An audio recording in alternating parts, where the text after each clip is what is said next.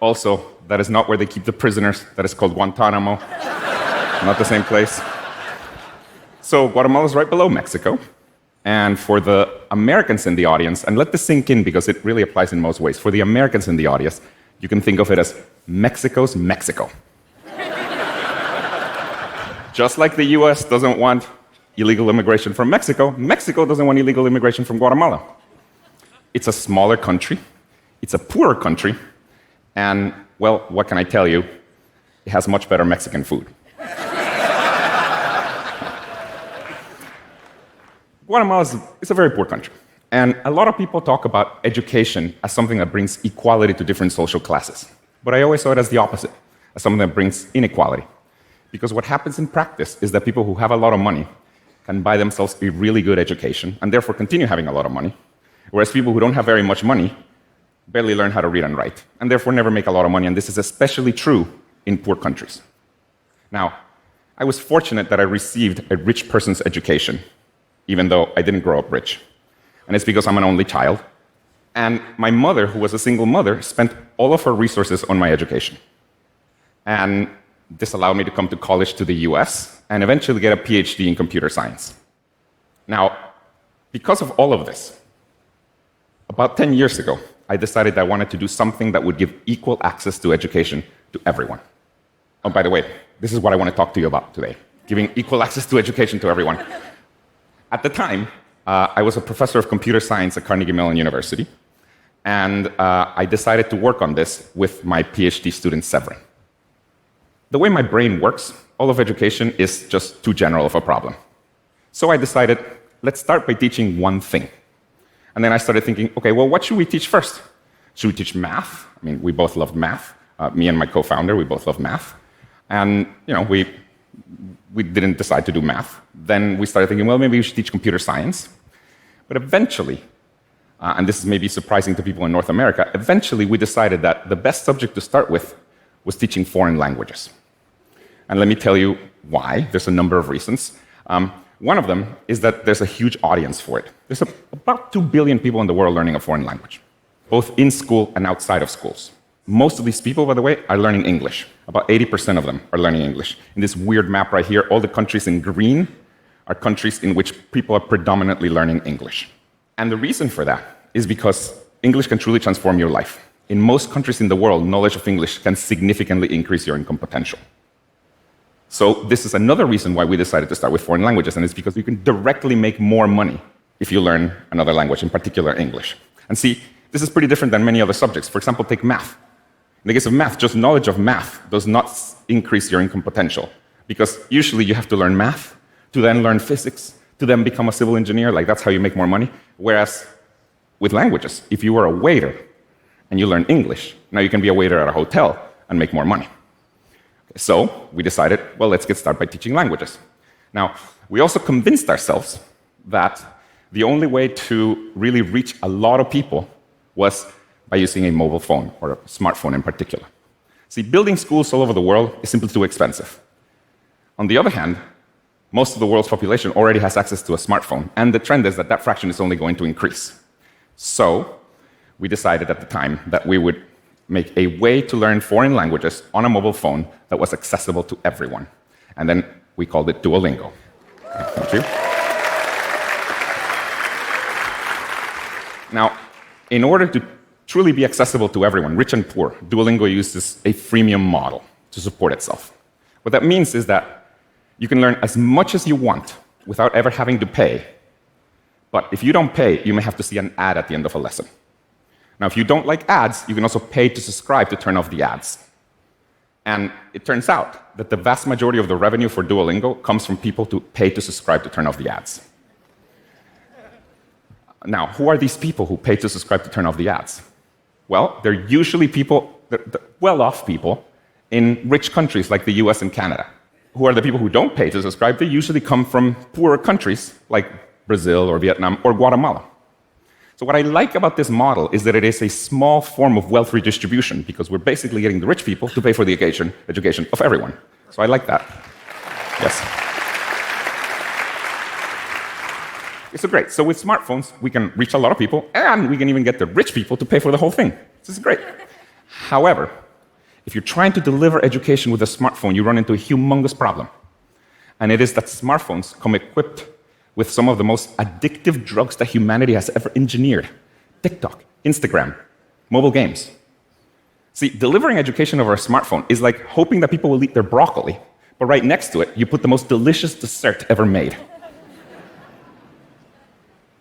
If you really want to deliver education to everyone, not only do you have to make it accessible, but also you have to make it so that people want to actually learn. And with Duolingo, we've been able to do this. And at the highest level, the way we've done this is by making the broccoli taste like dessert. I'll say it another way. What we've done is that we've used the same psychological techniques that apps like Instagram, TikTok, or mobile games use to keep people engaged, but in this case, we use them to keep people engaged, but with education. Let me give you some examples of these techniques. One of the most powerful ones is the notion of a streak. What a streak is just a counter that measures the number of days that you've used the product consecutively. You just take that number, you put it very prominently in your product, and then people come back every day. And the reason people come back every day is because, well, if they don't come back, that number resets to 0, and people don't want to lose their streak. It works. Now, on the one side, streaks have been criticized for example, getting teens addicted to Snapchat. But in the case of an educational app, streaks get people to come back to study every day. Now, to give you an idea of the power of streaks, in the case of Duolingo, we have over 3 million daily active users that have a streak longer than 365. Yes. That means they haven't missed a day in the last year or longer. Now, fun fact about streaks. What country do you think has the longest average streaks for an educational app? It's Japan. Of course. Shortest average streaks? Latin America, baby. But we're fun. Hey, we're fun. Another important mechanism to get people to come back to your product are notifications.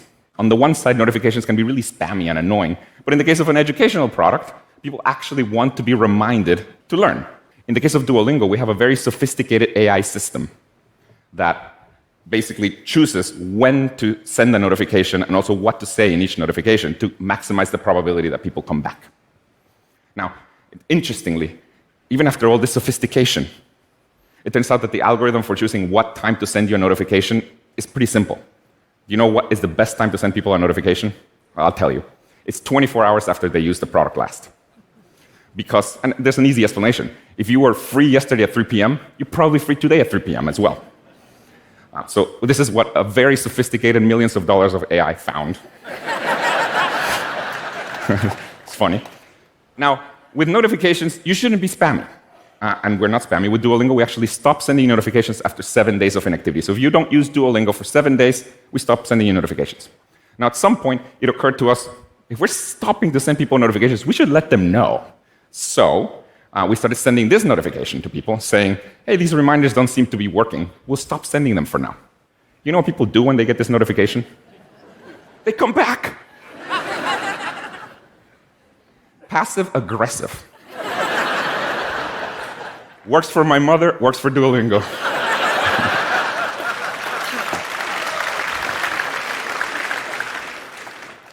These passive-aggressive notifications are really good at getting people to come back because they feel like our green owl mascot has given up on them.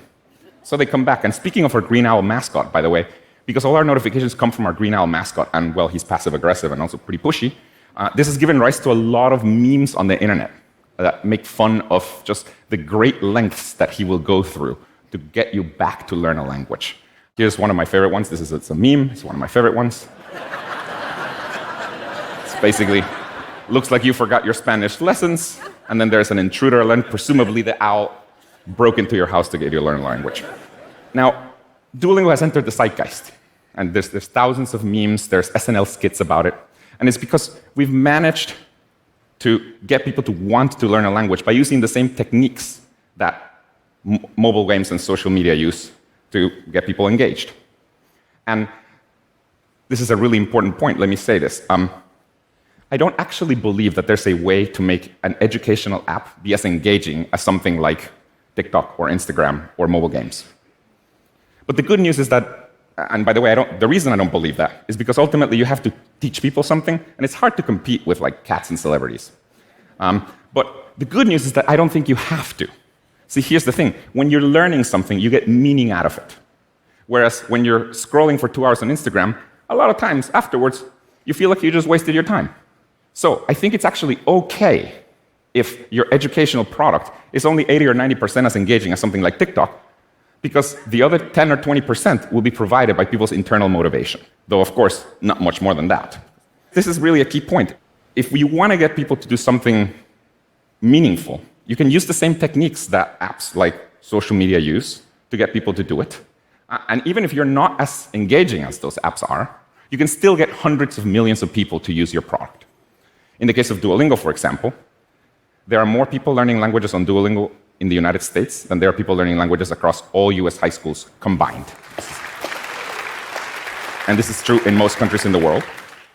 My hope is that, well, I know we can do this, but my hope is that as humanity, we can do what Duolingo has done for learning languages, but for all other subjects, where we can get people to learn math with mobile phones, like millions of people to learn math with mobile phones, or physics, or whatever.